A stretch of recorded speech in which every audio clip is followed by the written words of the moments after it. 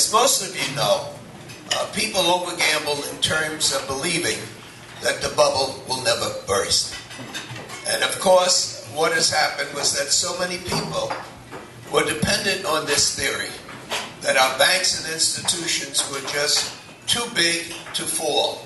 And they fell and they brought down a lot of people with them to the extent that our local banks refuse or don't take the risk any longer in terms of small loans. This has caused a terrible impact on our small businesses that unfortunately some even had to rely on credit card debt because the local banks refused or did not make available the monies that were necessary to run in the normal course of businesses. And we have to recognize, no matter what administration we have, that it will be small businesses that over 80% of the real jobs come from. What's the good news? The good news is that in this recovery, as slow as it may appear to be, I don't think there's any economist, even right-wing Republicans, that will deny that the economy, for all practical purposes, has bottomed out, and we're starting a movement as relates to the stock market, and as usual, there is a social lag behind this catching up with small businesses. And businesses that have managed to be able to survive, many of them are very skeptical about getting out there and hiring new people. Others have found new ways to do things in terms of productivity. And many others, the employees, just because of the long-term unemployment they've suffered, they haven't lost their skills, somehow has lost the energy and the tradition that we have when people are starting out with small businesses with the excitement of bringing in customers and grand openings and those type of things.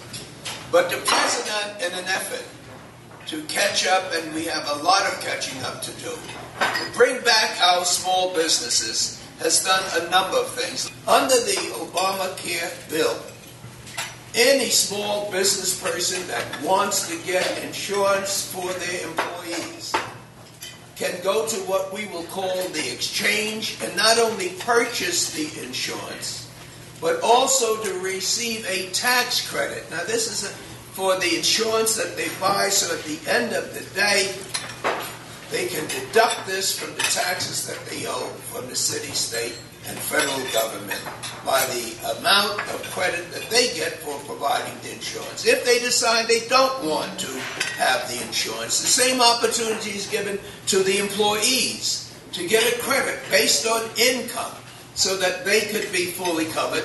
And of course, there is a fine for the employer that decides he doesn't want to do it, that everybody has to be in the pool.